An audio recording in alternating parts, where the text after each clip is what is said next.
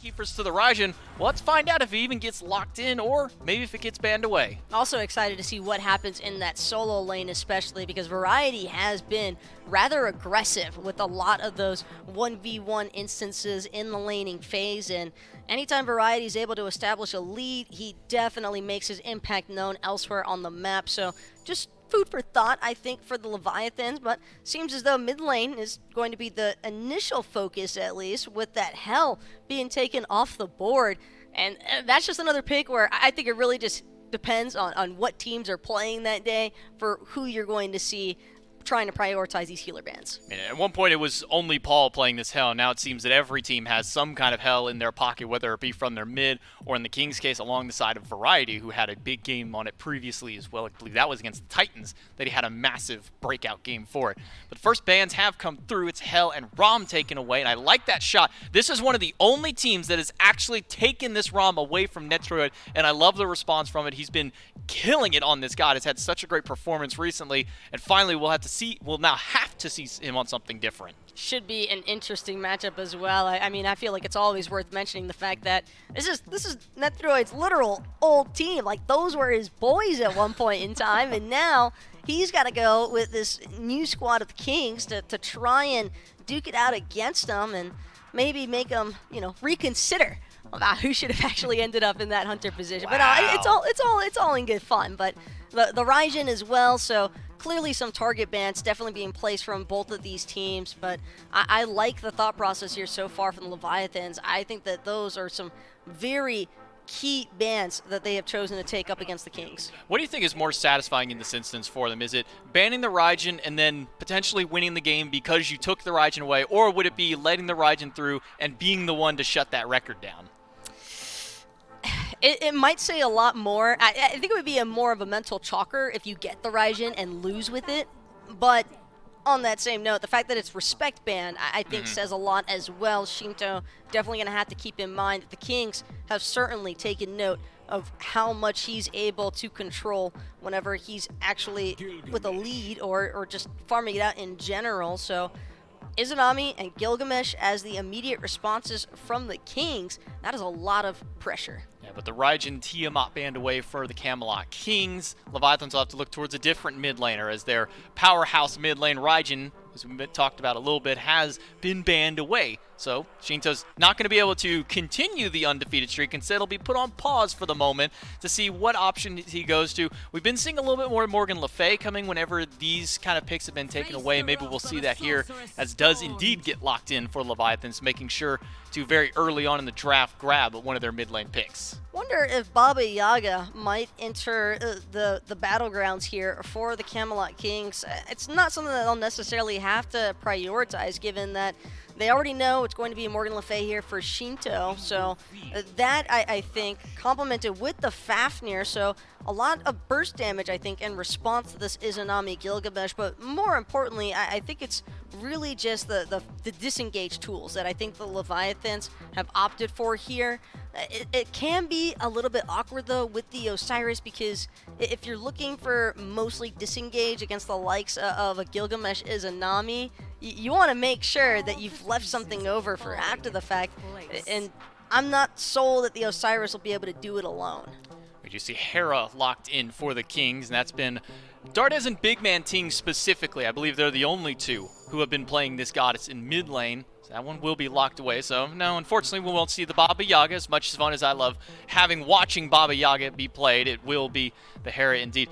Funny thing to note, we saw nothing but Osiris highlights for Captain Twig, but it's going to be Panatom playing it. And we saw nothing but Gilgamesh highlights for Panatom. It'll be Captain Twig playing, doing a little bit of a god reversal, but it was to be expected, honestly. These are two of the hottest picks for both of these players, and Leviathan's recognizing to kind of take Twig out of the hot seat immediately. I don't think Kings believe that this Osiris is going to be for the jungle. I'm not sure that I believe it really all that much either, just because of the fact, that they ban away the Daji. I think that Daji could be a really interesting god pick if she ever does get through. She's definitely a strong response against the likes of a Hera, because she's one of the few gods that I think can actually harass Hera and stick to her. A lot of other assassins, I think, really struggle with that polymorph on top of the Argus, and the movement speed as well from her Divine Shroud can be incredibly annoying. So for the Leviathans, it's classic. Support bans, genetics, we're going to make you play something different. Xing 10, I think, has been a relatively popular one for the Kings. Khepri could also be another really strong asset here just because Leviathans do have a lot of single target focus right now. But again, it's just the Kings seem to be really trying to rein in on all of this early game pressure. Name a better duo than Genetics and having his supports band away no matter what phase of this game it is. Genetics has to dig a little bit deeper into the God pool. There is a Hercules locked in on the tail end of the bans, which was a Cucullin and a Daji. As you mentioned previously, the Daji taking a shot for the jungle, the Cucullin taking a shot at hardcore, which this has kind of been his go-to default god. It was considered a crutch at the very beginning. You go back to solo, you get a nice and simple god to play, but he's made it look like a monstrous solo lane pick. Alongside, however, we will see the Cerberus locked in going over, so it will be Osiris in the jungle. I think the Kings might have just put the pressure onto the Leviathans there that, hey, if you were toying with the idea of Yarkor having to play this Osiris or, you know, wanting to get a more ideal jungle assassin type pick for Benitham, now that's going to be put to the test here because Cerberus, I think, is always a strong match in the solo lane to try and fare against, but with how much Cerberus variety has been playing, I'm sure you probably know better than anyone how to try and handle that guy. Yeah, I'm excited for it. It's the, second Leviathans cast I think I've had this week, and I just like watching this team play, man. I love watching the front line. J-Mac, that was my meme that he references, didn't even credit me. Go follow me on Twitter for all the stats and memes. It was up there at Gormizer, blah, blah, blah, blah. No, I'm just excited for this one. I think it's actually a very, very fun matchup just in general because we have what feels like two unstoppable front lines taking each other on, and I think a lot of the difference is actually over there in the right-hand When you're side. under your own Tier 1 tower, the threat of a push-pull combo underneath the Hercules tower is somewhat mitigated here. Mid-lane matchup could be fun, but not if your big man Ting sends some damage right back towards Pentatom with the body blocks. Perfect! And Shinto on the board first. I mean, a great shot from Shinto to get that burst damage, but just brilliant body blocks from Panatom to make sure you can't get to safety. More set up and maybe a little more stun, so Shinto caught out by that, might be able to get taken down a little easier. Argus is here for big man Tings. He's going to drop it onto Panatom. The stun does connect on BMT. 5 seconds away from beads is big man Tings. Won't have to use them this time. Captain Twig could have reinitiated. But Panatom, whether that is timer, so I wouldn't be surprised to see that aggression at least show up. Argus, anytime and every time it gets burned down, is going to be worthwhile. About to come off cooldown, and that is going to be a rough matchup, I think, as long as it continues going that way. Oh no, Zapman was just going to ward. He does get a perfect ultimate onto the gank, but now he's still got 2 running him down. Will Genetics hit the root? He's scared to blessing himself, but Zapman won't get rooted. Instead, now it's Lord of the Afterlife from Panatom, up and over, and the re-engage from the Leviathans here is it, and it is swift. Genetics survives, but Captain Twig, the re-engage on Zapman won't be enough either. I just love the re-engage so far from the Gotta Leviathans. Here, just out of range, Twig has to die. Gotta be a kill, and it is. The Leviathans, and it's Panatom who gets it onto Captain Twig finally. Wow, that was a bit of a ping pong, wasn't it, Gore? Lots of back and forth there on that one. I loved the mindset from Genetics. I'm going to Scarab's Blessing myself. Let's see what happens. That move Let's speed. Roll in, get the move speed, see if we can get the root, and then just a little bit short. And you're not going to be able to have the follow-up. It's not going to matter, if Shinto and Panatom are ready or if Twig and Tings are ready to make the jump. They're just going to be able to walk away, and that's what we saw in the duo lane. I think that's what we saw there in the mid lane. But I like that they're keeping active on it. Wrong Hughes not letting it go to pass. We've seen this story before, Gornit, as big man Tings just jumped on, but this time Tings has got the ultimate, and he's also got a Scarab's Blessing, so it's a second lease on life for the Hera in the mid lane, and a beautiful drop kick from Captain Twig sends Wangyu beneath the Tier 1 tower, and Panatom jumps in all on his own. Argus still running around. No, Zapman took the roundabout route, and this should be a kill onto big man Tings when he crashes back down, and it sure is. It's a gank from Zapman, and the Leviathans have their third. What a rotation, and even more, what a Bifrost Pistol. Genetics does what he can to keep him there. So I'm going to throw my abilities out, I'm going to root you, I'm going to pull you, but at the end of the day, Zap just goes, peace. You're kind of talking about potential 1v1s as far as the first 2 items go. Zapman thinking about a little bit of crit here, Gore. And we started to see some variety here in these hunter builds, and crit after a few bows has definitely been one of them. I have a lot of fun facts that are bouncing around in my head, and I almost gave away an answer for a trivia question on Monday just because it revolves around crit. Yeah. So I am Are these guys? Who's doing? Well, I don't I'm know. gonna have to pocket. Well, so the question that is going to be asked, and you can think about it, actually, the Pyromancer is gonna save me. It's low, and the Camelot Kings secure the Pyro. Argus running around looking for a target, won't find one. And so Camelot Kings get a bit of a break here in this game. Pyromancer secured. Yep. Thrown out by him. And that's exactly what I expect to see. I wouldn't be surprised with a Wind Demon potentially getting picked up, but definitely things like a Deathbringer that just slot in well with the rest of the crit build. Zapman's gonna hope for some crits on this Gold Fury as the Leviathans have started up the first Fury of the game. The Camelot Kings are close by to answer. Rahu takes a Polymorph, and as such, half of his health is missing, and then he's rooted in place, and then Argus is there. Rahu was not allowed to play, and the Camelot Kings take the Gold Fury down as well. Now, Gore, inching ever so close to being back to Down is incredibly solid as well. That's, I think, the big impact. And there's some good secure on the side of the Leviathans you might be able to see, but nothing that's going to be, riding home about it. Pyromancer down to half HP. The Leviathans want this one, but the Kings are going to be close by to try to steal it away. Variety has his ult. Sometimes the big old boulder can be used to secure some of these objectives, so it's not an afterthought for the Leviathans. They've got to secure this one themselves, and they do so, but now Variety starting to walk forward as the Leviathans walk back. The Kings want a fight. The Leviathans do not want to fight. They've gotten the objective, and they want to get out alive, and they're able to do so. I mean, that's pretty much the goal, right? If you don't think you're going to be able to overwhelmingly win the team fight, might as well just grab the objective, get out of there, play clean Smite, and that's what they do. They get the neutral win, and that's all you need. You don't need to stay. Anything else is going to be a risk, and that is where the risk is. The displacement from Variety. That was close. At this point, it's just a hair to the left there. All of a sudden, we're in the middle of a fight again. All of a sudden, Rangi's got to use his ult, and the collapse from the Kings is there. So it's looking like a Tier 1 tower siege here. We're 21 minutes into the game. No towers have fallen yet, except for one on the left and one on the right. Instead, we're going to do an old-fashioned brawl in the mid lane, and Panatom is the one targeted first. Argus not there for the immediate knock-up follow-up at the front line of the Leviathans. A little bit low on the health bars. The Camelot Kings now able to take advantage of that, push themselves forward. Tier 1 tower taking a lot of damage, and also taken down.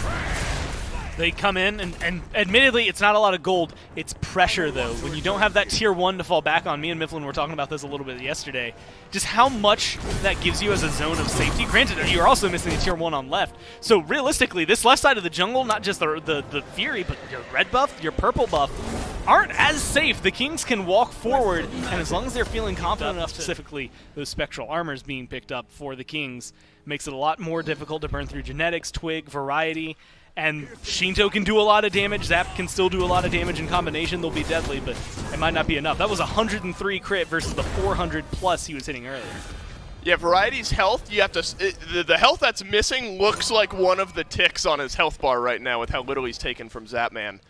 And so Pyromancer is up. When you are this even in the game, 25 minutes in, Fire Giant is ever so important. Pyromancer, yes, but a little less so. Variety drives on through, but instead he's taking a lot of damage in return. Captain Twig will leap away. Panatom's got a lot in the tethers right now. Is he going to get us done? Yes, he will. It's on to genetics. Oh, but it's a big ultimate from Big Man Tings to turn this fight around and send the Leviathans right back. And there's a good dropkick. Shinto almost caught out, but he gets saved. And he saves himself a bit there, I think. The knock-up then pushes the Camelot Kings back. So you got to take a quick look on either side of the screen where those ultimates are. And the Camelot Kings a little worse off in that category as the Leviathans re-engage. The grouping from the Camelot Kings, though, strength in numbers might be enough to keep the Leviathans at bay.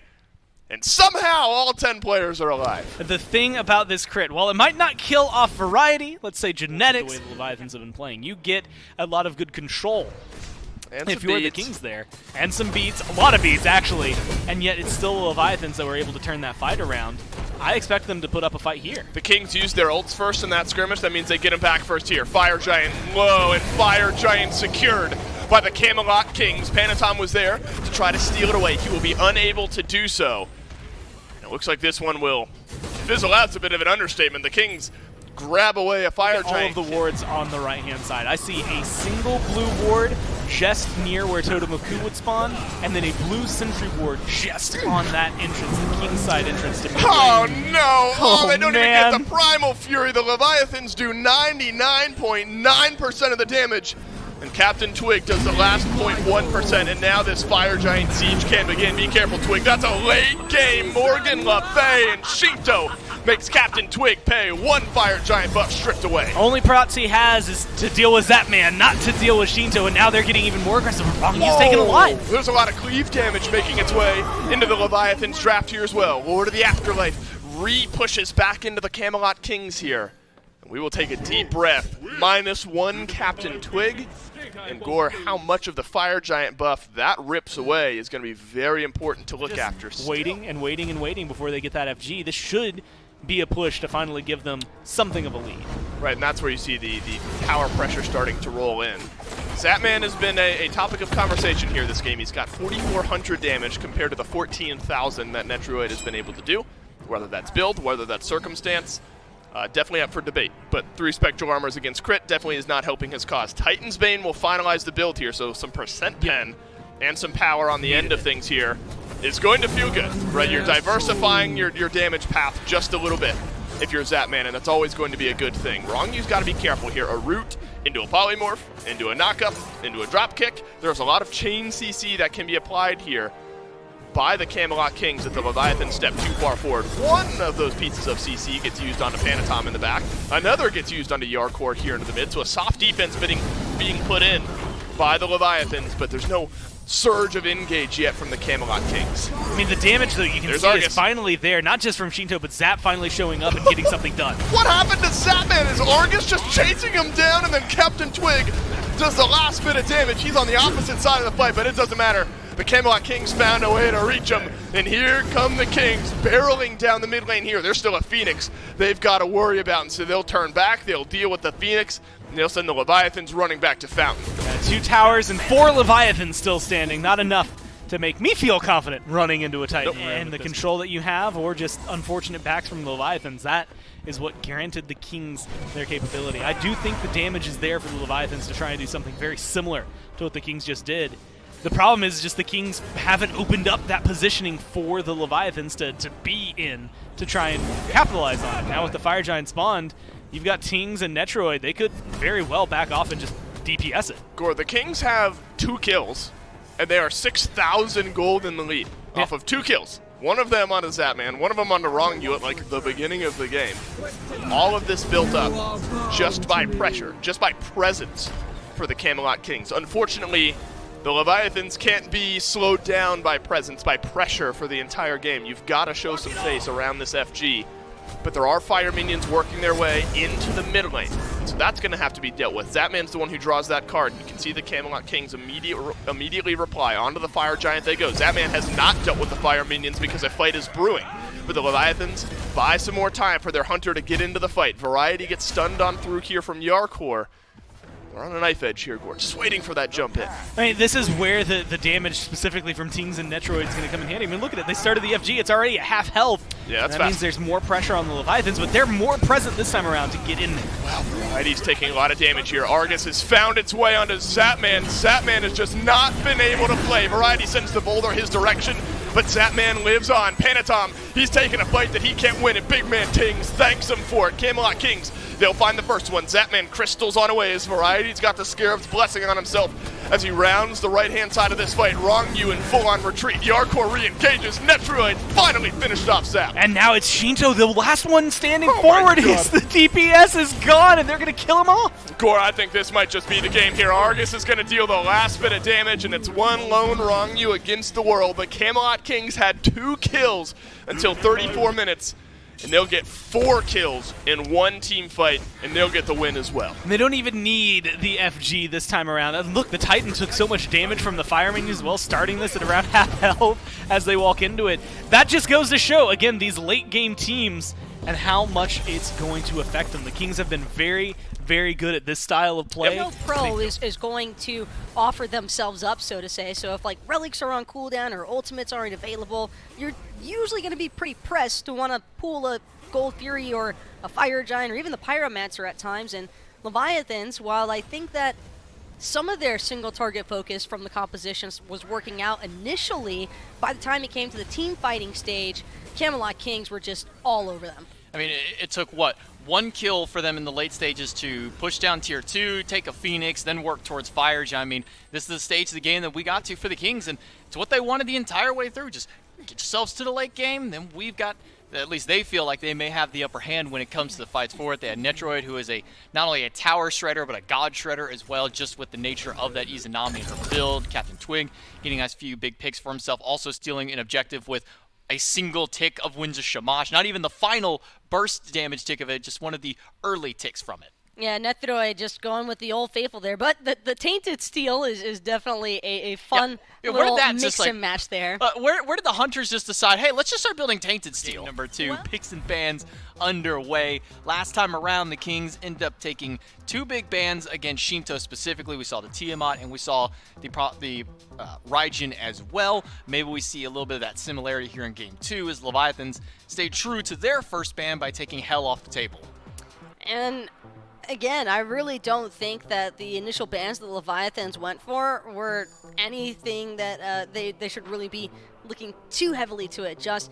Maybe the trade out might become, instead of prioritizing that Osiris, I think they only go for the Osiris because they didn't want Captain Twig to have it, but they might have been better suited just opting for that Gilgamesh instead for Beneatham, because it's not like we've seen a whole heck of a lot of Beneatham on the Osiris, and believe it or not, while he's a warrior just kind of like the Gilgamesh, it's a very different style of play, and I just think that Gilgamesh has such a strong team fighting element behind him as well. It would have certainly alleviated some of that pressure from Yorkora and Vrangyu for not having to be the ones constantly looking to just like throw themselves out there to the Kings to force a little bit of a distraction factor. Yeah, outside of a blink, your initiation from the Gilgamesh is from your leap, one of your 3 lower timer cooldowns, whereas with the Osiris you have to use the ultimate in order to jump into the midst of the fray. Your CC from the Gilgamesh comes from a quick and steady drop kick as opposed to a couple of slows and hoping they stay within range for the tether, so maybe a little bit of switch up for the diversity. The Leviathans, however,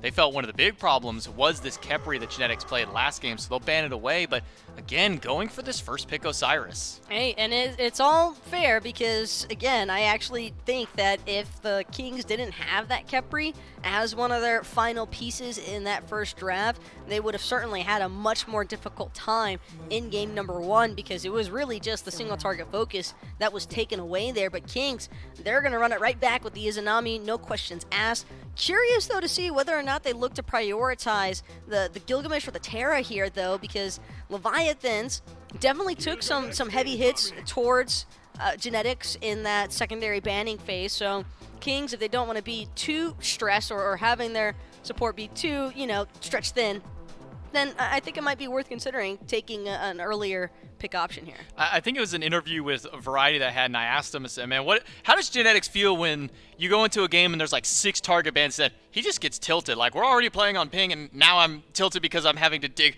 6-7 gods into my god pool. So maybe we will see the Kings try and prioritize something for Genetics. That way he doesn't have to dig so far back into the pool. But at this point, he's so used to it. He's so in the mentality of, I'm probably not getting anything that I actually want, so might as well just go ahead and let them take away what they don't want to, and then just carry my way through the later stages of the game on whatever pick I feel like beyond there. Well, speaking of pick preferences, I mean, we see the Leviathans toying around with the idea of maybe locking in this Kakolan. Have to remember that was banned away, I believe, by the Kings in their later banning phase. So Leviathans kind of trying to do their solo laner some justice here by just giving him a strong pressure pick. We saw Variety on the Hercules in game 1, and I mean, the solo lane was relatively quiet, but so was just about every lane that game aside from mid, and even then, it's not like there was crazy action taking place there all the time. It was just, oh, well, Zap's going to rotate, okay, that's cool and all, but I think that Leviathans,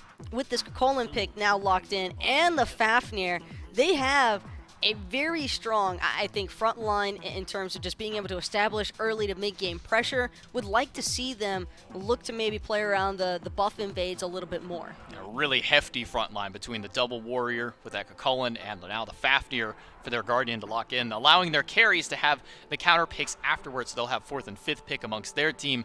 And while the Kings still trying to figure out what they want to go here, they could grab their mid laner and then start banning some things away from Shinto if that's a target that they may want to aggress towards, or they can just grab anything else here, maybe start taking some shots at Zapman. We'll see what the Kings elect to do, but I don't know. I think the further you can put Shinto in the god pool, the better it may be. Zap's already proven he can go 7 gods deep in a pool and still be just fine. I don't think you can ban out Zapman personally. No. I think that Steve's been around long enough, J-Mac. I don't think there's a single hunter that he couldn't play and execute extremely well.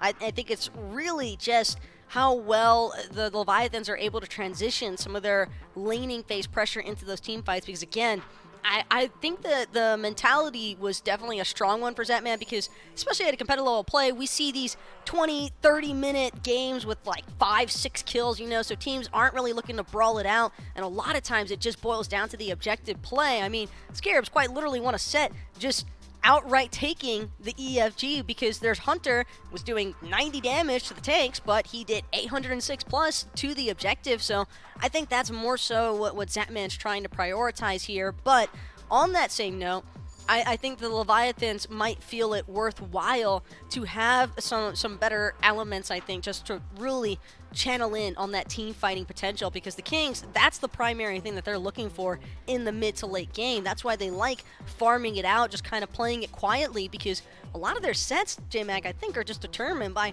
1 or 2 team fights in the mid to late. Going to be a couple of split decisions as far as where the bans go. Heimdall and Baba Yaga banned away by the Kings, and they'll have option for their first pick immediately after the phase. Where flip side for Leviathans, we do see the Hercules, we see the Giannis banned away. So taking a shot at variety after the performance that he had on the Hercules the set before, I'm not surprised that this is a ban coming through. And it's one of those things that you talk about, you can't ban away Zapman. Teams just keep forgetting that Hera's a thing, and Big Man Tings is more than happy just picking up this mid laner every single time it's left available. Oh no, you banned away Raijin. Oh no, you banned away Tiamat. Whatever will I do? Hera, why not? Just slap it in there. Well, I think this says a lot more about the Leviathans than anything else, because they had the opportunity to ban the Hera if they felt like it was a problem. So I think that the Leviathans now believing that since we took away the Khepri, that is Big Man Tings' safety net. Without that Scarab's blessing, this Hera that we were running at with Benitham, with Drangyu, with Hardcore, it's now not going to be an option, because if they get him low, if he doesn't have that Divine Shroud available or somebody to peel for him, he just dies.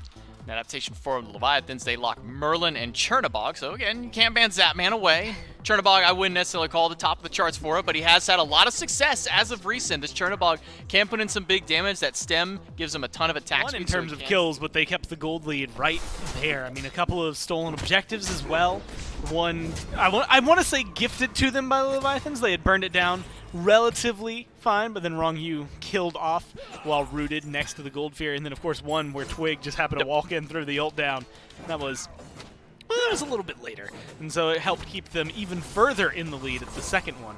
But ultimately, they just played the map. They didn't necessarily play versus the Leviathans. They just played Smite, and the Leviathans were in the game with them. They didn't care who was on the other side. And unfortunately for the Leviathans, I think the biggest moment where maybe it really kind of broke their back, team fight, I mean, at the very end, that definitely is what ended it. But it was the Fire Giant that they just weren't present for. That's right. It's easy to forget that, because there was no fight. There was nothing around it. It was just taken down by the Camelot Kings.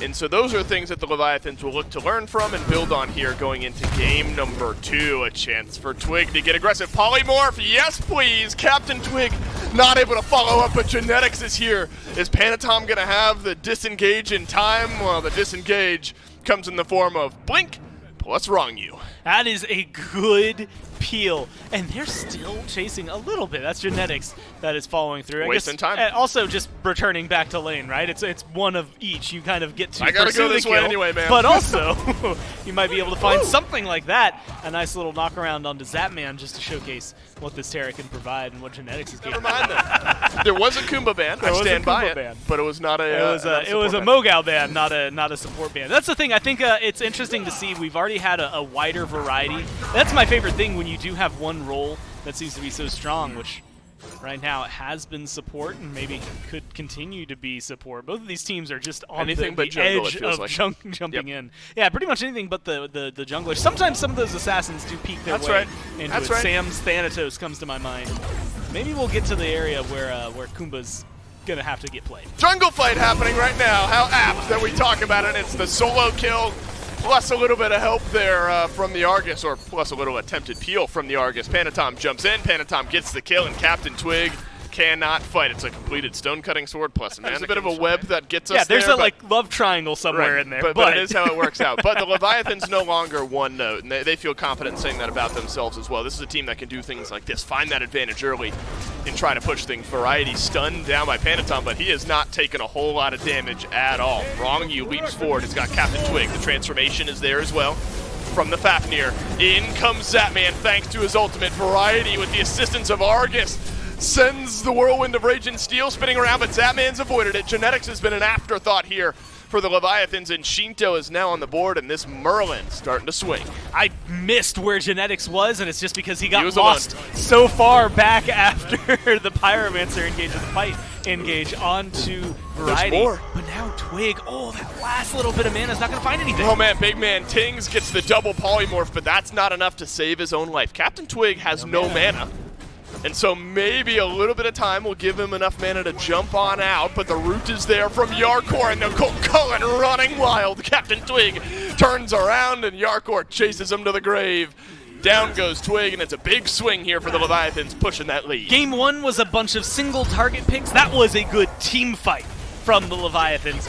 Really We're still good going. engage. Genetics has died, respawned, come back into the fight. Variety, I believe, backed and healed and was able to come back and re-engage that, or he just passively healed up thanks to, Genetics. Zapman, not just with good tech, dashing into the wall to avoid Variety's ult, but with the ult coming over here, showcases how pivotal this pick is going to be in the tournament. And that's something that Netroid just can't mirror. He's got to be there in the old-fashioned way with the rest of his team. Pyromancer started.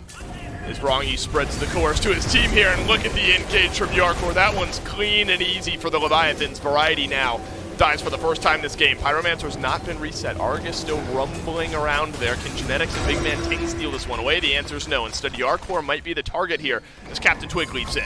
Yarkor is really low, but so is Twig. Twig has barely any mana to work with. Yarkor, though, is going to get taken out. Well, the Camelot Kings have returned some CC right back to the Leviathans, but it is not nearly enough. It's the Pyro. It's 2 kills. It's going to be a third on Genetics when Zapman hits some autos, and the Leviathans come up big. If there were any concerns about this lead getting pushed, I think now doubly so Gore, those concerns are by the wayside. Well, they've taken exactly what they needed, and they've pushed it as far as they can. This is what I'm more interested in. What can Netroid do? Good skip. Just a really, really good question, because he needs this tower. Versus and the he Camelot Kings. The Kings, they've been in situations like this before, and it is much more dire than it was in Game 1, especially for Big Man Tings, as the Leviathans have learned how to dive a Hera. And 0-3 now is Big Man Tings. And so we saw, remember, early pressure from the Leviathans on the mid lane in Game 1. We never really saw it doubled down on, outside of, maybe a return from Panatom, poke your head around here and there. This is a concerted effort to jump on Hera, punish Captain Twig, and now there is a 3-level differential, and it could get worse once this Gold Fury goes down. There's a 3-level differential, Gore, in the mid lane. A lot of these engagements where there have been at least 4 members of the Kings, but Netroid hasn't been there. The Kings have never been at truly full power.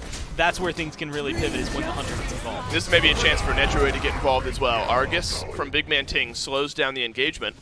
The Leviathan's actually happy to take that. They'll back away while Argus times out here. Panatom does use his ultimate as well, and that's been a big engage tool for this Leviathan Him out, and the Kings haven't been taking the bait. Gore, do you think that the Leviathans are concerned about healing here in this game? I think a Pestilence, a Toxic Blade, a Divine Ruin, and a Curse Donk, upgraded Curse Donk, would probably say yes. So the Leviathans are limiting a route back into these team fights for the Camelot Kings, but this has been the route into the team fight for the Leviathans. Let's pour everything we've got into Big Man Tings. Let's take his Aegis away while we do it. And a killing spree for Panatom. In the meantime, maximizing the moments where they're behind are the Camelot Kings, and they'll finally knock down the Tier 1 tower and left. Variety is now the one in trouble. This Hera has had nothing of the sort of peel that they had in game number 1, and I think the same thing can be said for the Xingqian here. Ooh, he's luckily able to get out of range of the stun. Has to use his ultimate just to confirm its escape, but then it's going to be a Tier 2 tower. I don't know about taken down. Okay, yes. The Leviathans choose to stick around, deal the last bit of damage here, and take that one away. So Big Man Tings at 0-4. Still feels like a time bomb. The Leviathans have to worry about this Izanami late game with this style of build. so difficult to fight against if given that opportunity, and that's big if. And the Leviathans don't want to give the Kings that opportunity as Fire Giant's been started up. Wrong, you transforms, sends the course down Zapman's way, but it's Genetics is going to get chased down on one side. Variety leapt on the other. Yarkor won't use his ultimate just yet. Fire Giant has been reset, but doesn't regain all of its HP, so a little less for the Leviathans to work on. And this is the difference in those fights. We're now 20 minutes in, and it's Variety's health bar. Before, he was virtually melted, similar to what just happened to Genetics. Twig drops Winds of Shamash and does not drop the FG. Into the dirt he goes, and it's Wrong-Yu who sends him there. Variety blinks on away. Zapman makes his way back to his own base. He's got to dash away his Argus from Big Man Tings. Sends this Chernabog in the opposite direction. Panatom is back as well. Shinto gets a kill on the right side of the fight, and Panatom running down the back line. Big Man Tings trying to get on the board, but the only thing that's added is a 5 in the death column. Right side Phoenix being siege. I mean, a back and forth game number 1 to just Leviathans in game 2. Kukulkan Yarkor is the only one who has died to this point, and they defend that Phoenix. Granted, it is incredibly low, and one more push could probably knock it down. The Kings are just wildly out of control this game, and the Leviathans are running away with what they wanted. Zap with a brilliant back. Can they end is the question. Twig is up They've in got 3 plenty of seconds. time. Genetics has delayed the wave just a little bit. He's going to die here, I think. No, he's not. That's my fault. And Genetics will get back to the fountain. Captain Twig is respawned, so Genetics buys enough time for his jungler to get back into the game, but there's still a mid lane Phoenix and 5 FG buffs that the Leviathans have their eyes on. Yeah, so to answer the question, right there, they're not going to end the game. At this pace, they're going to end the game sometime soon, especially after they get this Phoenix. Netrioid is back in respawn as well. It's a full 5-member defense now from the Camelot Kings, if there is one to be had, and there is not. As the Phoenix falls in the mid lane, You can still fight back from. I might want to get They out could of this. win. They could still They win. We've absolutely seen could. teams win with You're less. right. You're right. I'm not being fair. Yeah, but this is going to make it more difficult if Panatom's able to get this kill. He's not, but look at the confidence from this Osiris. He's blinking into 3, and that's because Zapman's here on the assist. Naturally alone on the right here as Yarkor chases down the other side. Genetics just worked away at by Panatom and Zapman. We're going Titan diving, and Genetics is able to survive with the assistance of his mid laner. Panatom running back beneath the left Phoenix, and space has been bought, Gore. We've got a Titan siege on the horizon. Yeah, definitely not a good position now. They are locked in their base, and Panatom does not care about the Titan. That is not the kind of fight you need. But Netroid's here. This feels like the first time I've got to see the Kings at full power in a fight. You can see with the fire minions, the Leviathans are going to take that as their way to go in. They're down a couple ultimates, though. I'm not sure about full power as far as where the Kings want to be. Yarkor looks for the engagement. Netrioid dashes on away. There is a pushback here from the Camelot Kings, but is it enough? The Titan not looked at just yet by the Leviathans. Instead, it's the good old team fight into the fountain.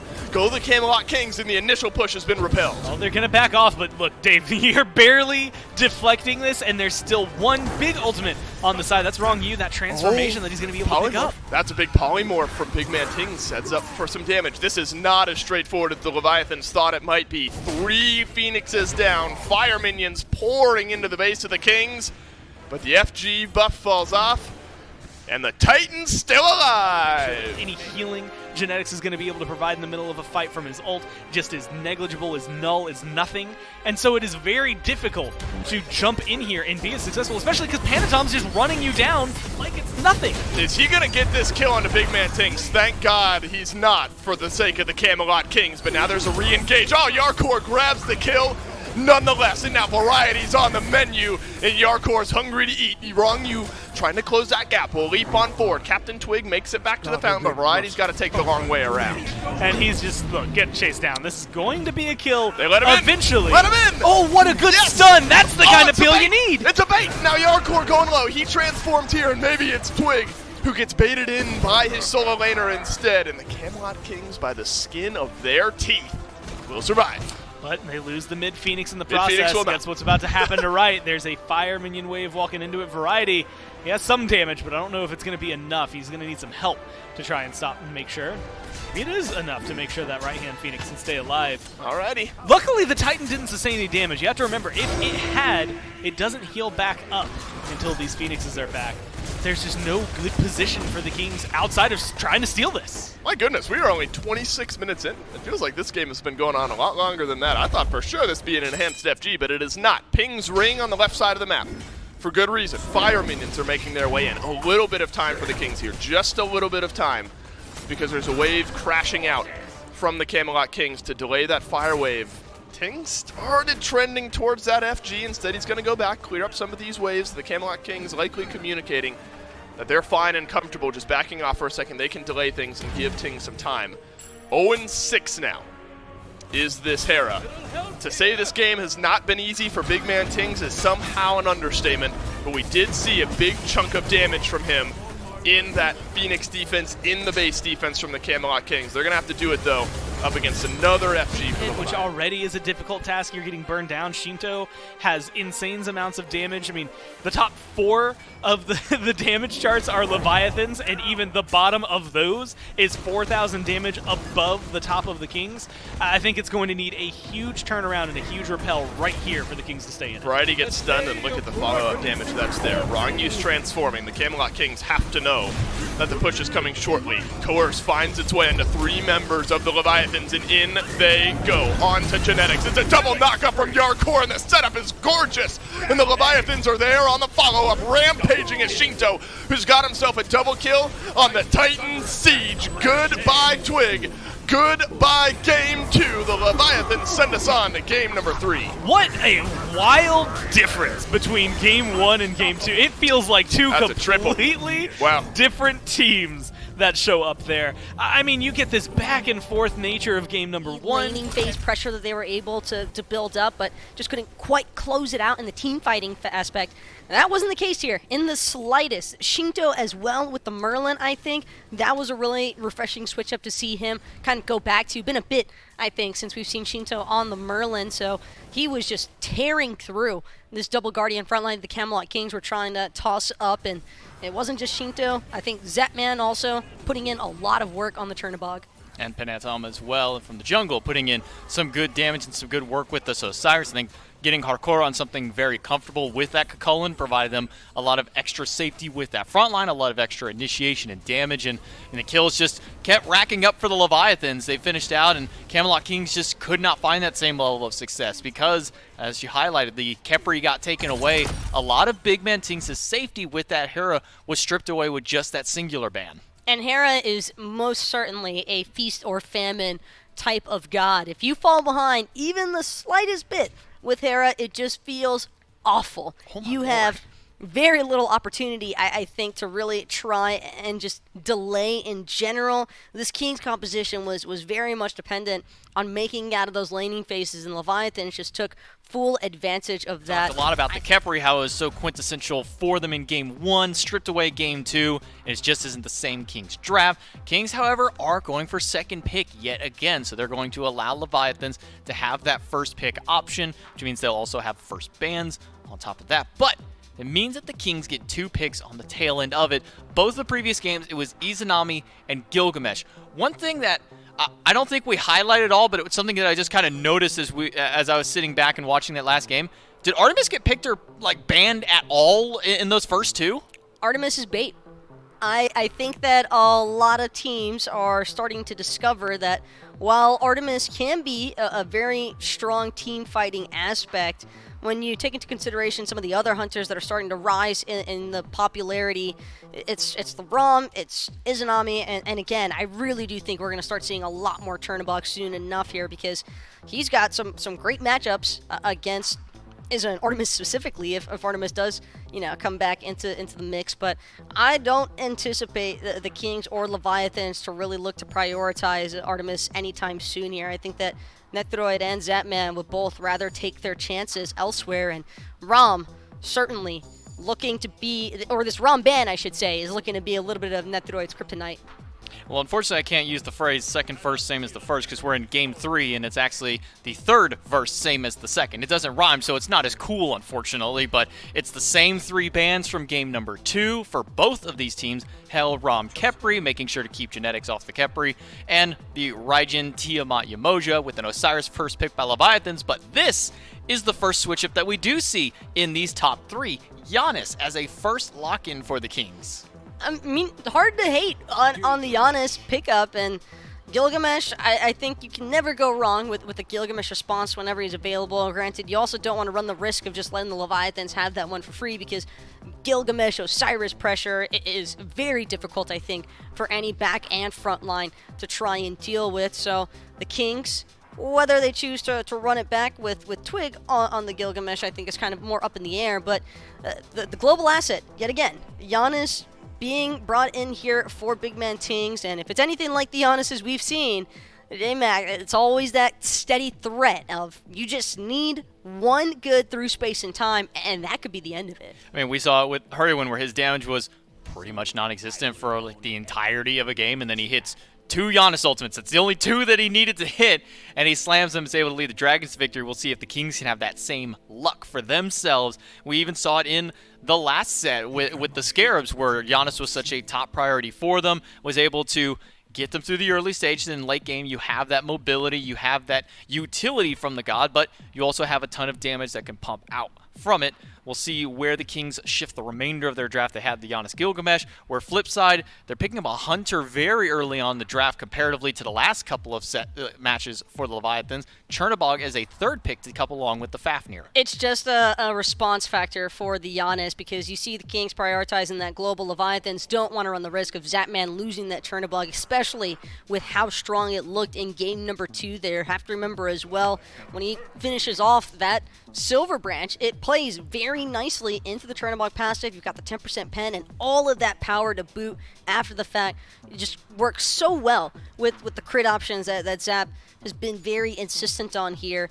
But Hercules going to be the takeaway here for the Kings, and I do like this adjustment. I think throwing variety onto a pressure pick option, especially knowing that the Leviathans chose to take the Chernobog over the Kakolin, so now Yarkor, he's going to have to resort to something else. And look at the adjustments made along with it. Not just the Hercules picked up variety, which he performed on it very well in his previous set and in game number 1, but they're also taking away Hardcore's Kakolin. They're taking the Odin away, so making sure to get rid of some of that lockdown, some of that comfort for the solo laner and force Hardcore onto something a little bit different. However, the Leviathans, we do see some similar banning style. The Khepri was the first one taken away. Now in the second phase, we have Ymir, and I would not be surprised at all if we see the Terra, but instead it will be the Ares banned away by the Leviathans, making sure to continue. I don't know. I would have imagined that the Terra would have been I'm kind of thrown for a loop here seeing the Ares. I think that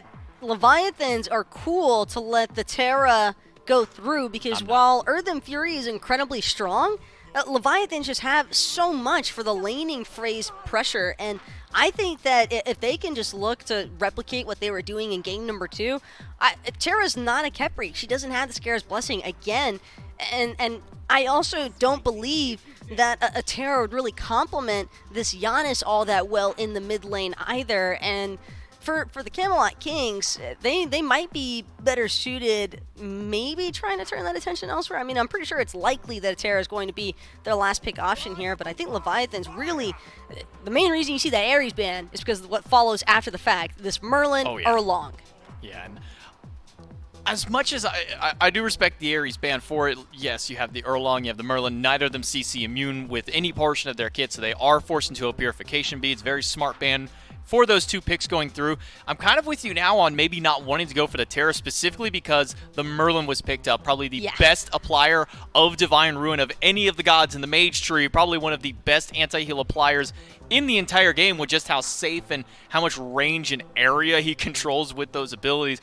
But the Camelot Kings are hovering the Terra. They're looking at it, they're considering it. We'll see if they lock it in. It's hard not to want to resort to the Terra here for Genetics, because it is a god that I think he does feel extremely comfortable with. But again, hard to have the same level of confidence with the god like Terra, knowing that you're kind of doing yourself a disjustice by trying to take it into the likes of a Merlin and the Erlong, because I think there is just so potential shifts as far as seeding goes. So these very important. But Gore, let's pick up with this Sylvanas here. It's played 1 time. Yes. It's been inbound, if I'm remembering correctly. Yes.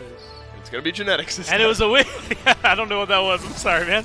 But yeah, he got the 100% win rate on it as well. And I will admit, there were a lot of great plays in that game from the Scarabs, and some of them were not genetics. There was a steal, or not genetics, not inbound. And I it was bet a none of them steal were genetics. yeah, in fact, none of them. You would be right. 0% of those plays in the Scarabs Bolts game was made by genetics. But he did make some really crucial plays around a Fire Giant, some really good plucks onto front lines. Those solo laners were low just a second ago. Yeah, we had some coffee between games 2 and 3, so Just you. I'm always weird. I had some coffee between games 2 and 3, so everyone better buckle up right now because this one is going to get wild. Just like Captain Twig received some damage from Panatom here. It's a blue buff invade early on for the Leviathans, but it's the good old 1v1 that Variety loses handily. So now this blue buff up for grabs now. Yarkor blinks forward, forces Captain Twig to jump away. Blue buff has been dropped. Yarkor will pick it up. So early pressure goes to the Leviathans. And Yarkor has just been controlling Variety so far this lane, although now it's the dual lane that might be in trouble. Wrong. You dashes in onto Genetics, sends out both Sunders one way or the other. And the Leviathans are able to secure their purple buff, so Zapman's going to go back and pick that one up. It's not often, Gore, you see a Hercules getting out bullied down. You know, it was the small lead that then really ballooned out after a couple of fights, and the Leviathans were in a spot where they just ran down whoever on the Kings that they wanted to. So if they can avoid that, much better game 3 look for the Camelot Kings. To jump in from Captain Twig. Uh-oh, goodbye, Panatom. You were chosen to die this time, and the Camelot Kings lock them in place, get themselves first blood. It's a great start for Captain Scenario Twig. like that, outside of except that you managed to burn a lot for just your life. You didn't have to burn any beads. Nobody on the Leviathans has any relics that are down, so it's an ult traded out from Panatom and his life. Whoa, what is this? We want Genetics and we want them now. Luckily not pulled back in. That's the threat that this Sylvanas brings. He beckons you in and then immediately turns things around. Zapman uses his ultimate to close the smallest gap I've ever seen a Chernobog ult be used for. Nearly grab a kill onto Genetics. Maybe that was kind of the kill threshold that they found. They do get the beads, Leviathans. And so a good start for the Camelot Kings. Still find themselves down 500 gold or so. This is an early gold fury. It's Icavale, it's Coerce, and it's a grouping from the Leviathans. Can Genetics make a big play? Steal away the gold fury? No, he cannot. Through space and time for Big Man Tings. Chunks a whole lot of damage off of Panatom, though. And Genetics is going to take a couple portals. Thank you very much, Big Man Tings, but no follow-up there. And so a quick call from the Leviathans to find this early gold. Bit of a different look from, I think, his standard God Pool goes. Have seen it a few times, and I think it's been pretty good. Big Man Tings, one of the more consistent mid laners here in this league. And on a playmaking pick like that, Giannis, you probably give him a fair fight here. Taunt in from Panatom and some value out of the boulder, but it's not enough. And Variety goes down to Yarkor, who's found some pressure on the right side of the map yet again. Captain Twig trying to get out beneath the tier 2. A good through space and time from Big Man Tings. Maybe makes things interesting, but it's one picking out for the Atlantis Leviathans. A good isolation to get Variety. Genetics was hanging out in the area, but not enough, especially with the healing they have to keep him alive. No what happened? Way Who took it? That Was it the Big Man Kings Tings? Oh my goodness! Take that. Look, they got the burn, but I guess they don't have the secure. The Camelot Kings steal away the Pyromancer. Zapman has a little bit of a combo that can do a burst, same thing, but Shinto's is more, sustained damage and not a huge amount of burst from Panatom for it. So Pin maybe is the best out of him. Not a whole ton that makes me think, oh man, this is going to steal away the objective. Oh man, that's a dead Variety right there. He's just getting piled on here. Panatom likely didn't even need to use his ult there, but just to make sure that they get the kill onto Variety. Unstable Vortex, apparently, a secure, as well as through space and time. Yep. You get Winds of Shamash. We've seen it steal away an objective this set. And same thing, Netroid's ult is going to be really solid for them. Captain Twig drop kick onto Zapman. He uses the beads and then the dash into the wall well and the ultimate to avoid everything. But he's still taking a good bit of damage here. Now you got to decide if you want to go back in. Zapman says, no thank you. Wrong you is going to provide the last bit of peel there. Or Zap, or a good pull from Genetics, even if he pulls a frontliner in, isolating somebody and bringing them out of position will set up the Kings for essentially T-ball.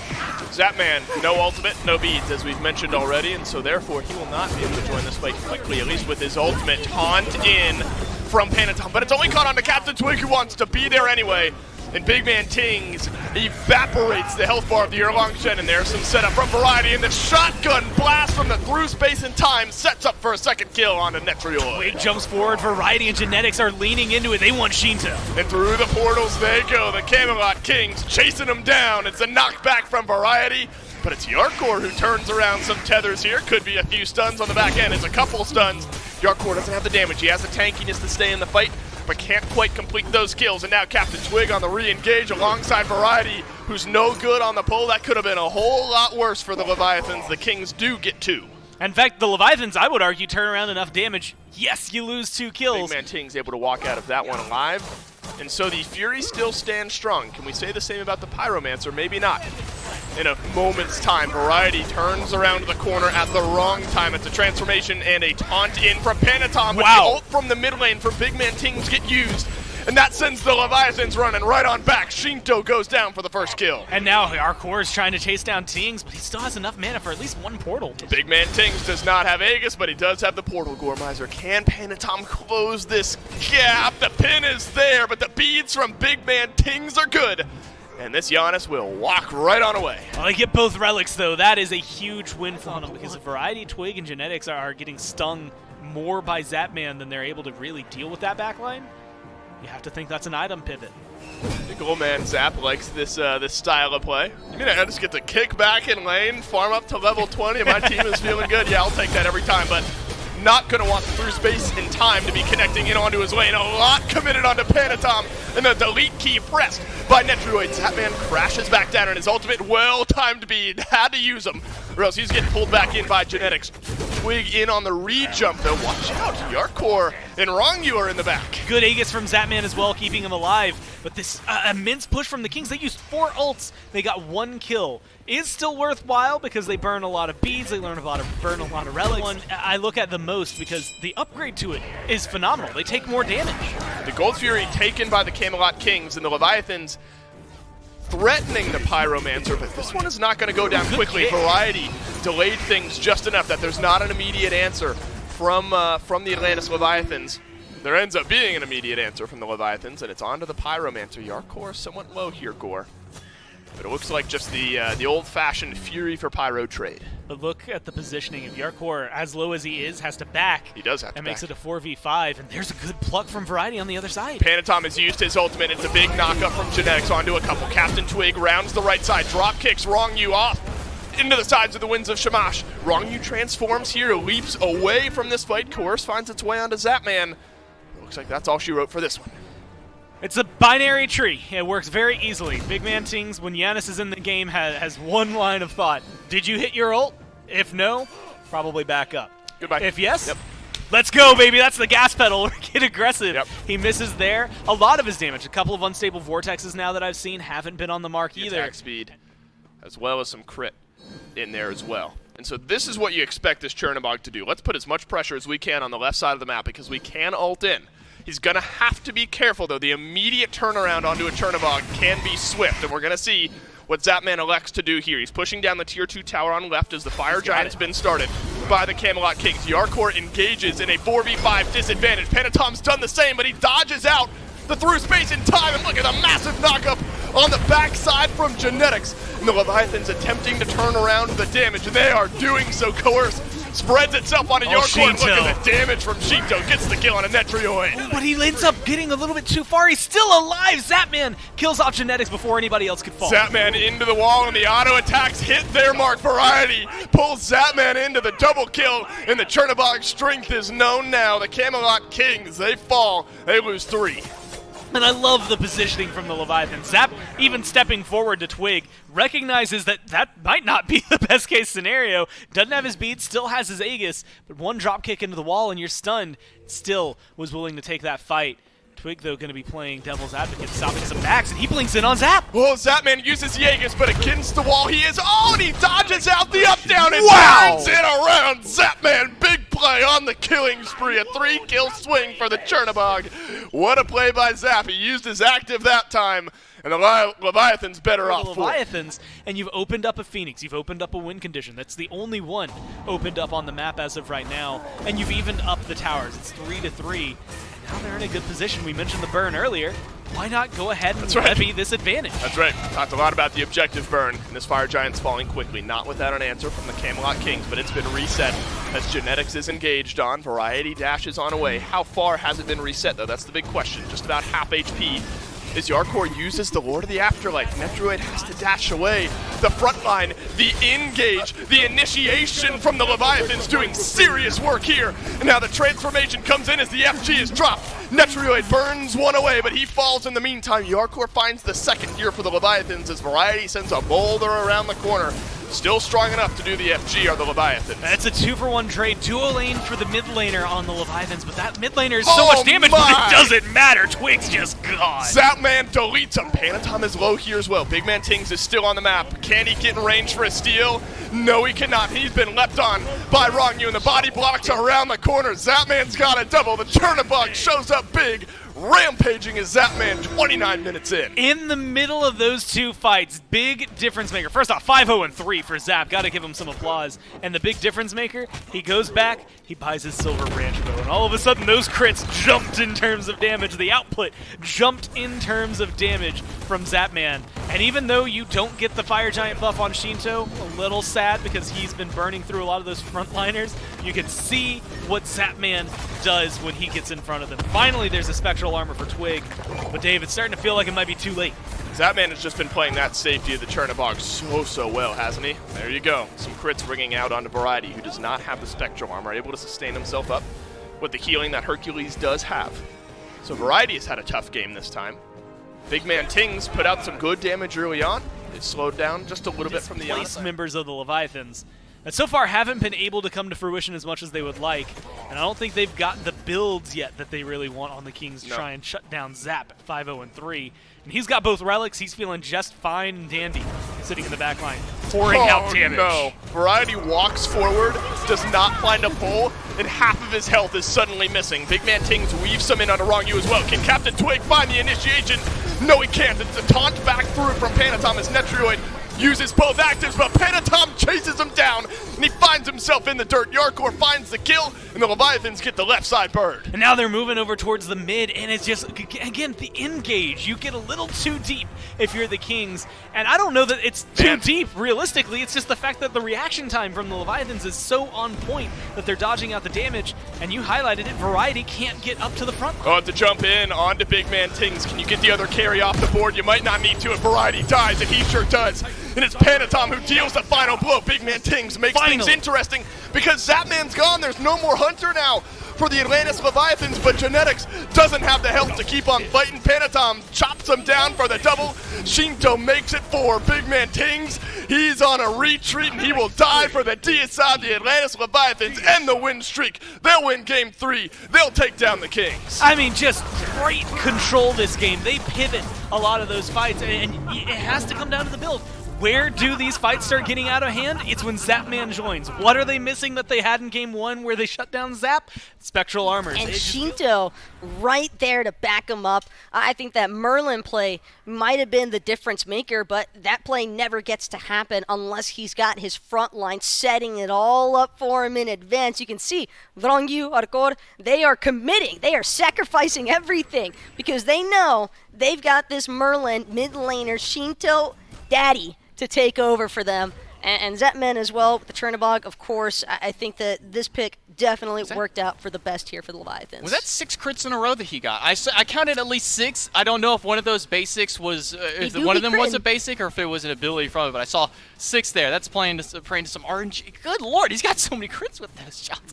This man's been praying to RNGesus just to make sure he could get the damage through, and he got everything he needed. Big crits, big damage, big kills as well. 672, oh my god, it's so hard. I mean, it's part of the reason why Zap has been favoring that Rage so often. I think that the consistent crits when paired alongside of the Wind Demon, because you have to remember Wind Demon, attack speed increase, 10% pen. Not only that, but the chin size working very nicely because of that Silver Branch asset. Silver Branch, I think, one of the unsung heroes of Hunter builds here today. But Yarkor, good grief on that damage, man. This Osiris certainly trying to make it all happen here. I think they might be salivating at the mouths here because the Camelot Kings taking that loss against the Leviathans is not only a boost for the Leviathans as far as like the team morale is concerned. Zap already kind of alluded to that. We wanted to win off one of the top 3 teams in our eyes, and now J Dragons, Olympus Bolts, they are definitely looking to close in on each other. These are some huge matchups that we're going to see in not just tomorrow, where we do have the Bolts and the Dragons playing tomorrow. So just as quickly as the Bolts made it to the top, made it back to the top of the list, the Dragons can potentially kick them right back down and maybe make some fun strides against the standings. You see tomorrow, Tartarus Titans versus the Valhalla Valkyries for our first match of the day, Jade Dragons and Olympus Bolts. I believe that was the pictured match of the week, and you guys aren't going to want to miss it. You see how close it is in the standings. I mean, we're a game apart for all 4 of those teams in the top standings, between whether it's 9-3 or 8-4 or 8-3, 9-2, whatever it may be. It's close, and this is going to be a bloodbath for that top seed in the next few days of play.